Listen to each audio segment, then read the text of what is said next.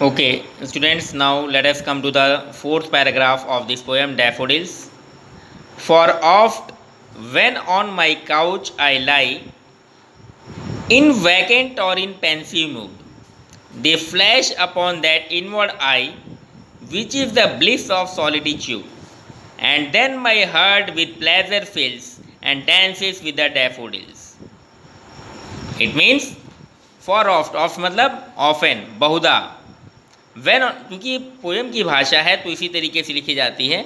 The seen that was created after seeing those beautiful daffodils, जो poet के mind में scene रहता था, इन सारे दृश्य सुंदर, कितने सुंदर अच्छे फूल दिखाई दे रहे हैं आपको, इन फूलों को देखकर जो दृश्य उसके दिमाग में बैठता था, तो जब वह घर जाता था, when he used to go back to his home and when he used to lie on down is on his cot, जब अपने बिस्तर पे सोता था, the scene that was created after seeing these beautiful daffodils, the poet would recall it whenever he would lie down on his cot. अपने बिस्तर पे सोने के बाद में जब भी उसे कोई दुख महसूस होता था, either in a lonely or a pensive mood, लिखा है ना यहाँ पर, either in vacant or in pensive mood, wherever his mind was not in a good state, जब भी उसका माइंड जो है अच्छे समय में नहीं रहता था, मतलब उस, मान लीजिए किसी का मूड ख़राब हो गया और आपको ऐसा लगता है कि मैंने कोई पुरानी चीज़ें देखी हैं, आप कहीं घूमने गए हों, आप कहीं समुद्र के किनारे गए हों, वो यादें आपके अंदर हों, आप दार्जिलिंग गए हों, आप मद्रास गए हों, आप दिल्ली की गलियों में घूमे हों,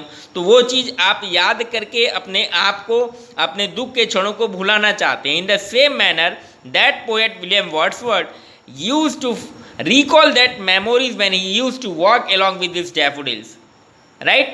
And he used to forget is the moment of sorrow, अपने दुख के क्षणों को वो भुलाना चाहता था. समझ में आई बात? Whenever his mind was not in a good state, he would recall that time and would again become lofty. Now, after understanding all these 4 paragraphs, I would coming to the conclusion of this poem. Nature is seen as a guide angel, a source of wisdom in every poetic verse of Wordsworth.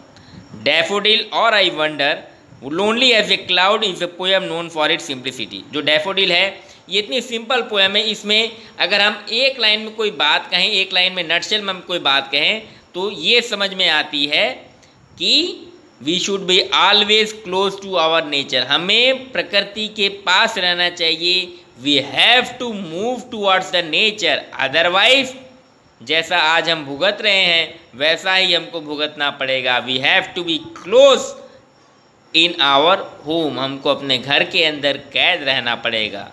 So don't destroy nature, enjoy the nature. प्रकृति में जाइए, प्रकृति को enjoy कीजिए. दार्जिलिंग घूमिए, शिमला घूमिए, मद्रास घूमिए, सब जगह घूमिए, अब समुद्र की सुंदरता को देखिए and enjoy the life. But don't touch और try to destroy the beautiful enchanting waves. इस तरीके के फूलों को दर्शन कीजिए और याद कीजिए वो 1994 का गाना, तुझे देखा तो ये जाना सनम प्यार होता है दीवाना सनम. इसी फूलों के बीच में वो पोएम की, उस पिक्चर की शूटिंग भी हुई थी. ठीक है ना? तो for today this much, goodbye, take care, wish you a very enjoyable day. Thank you very much.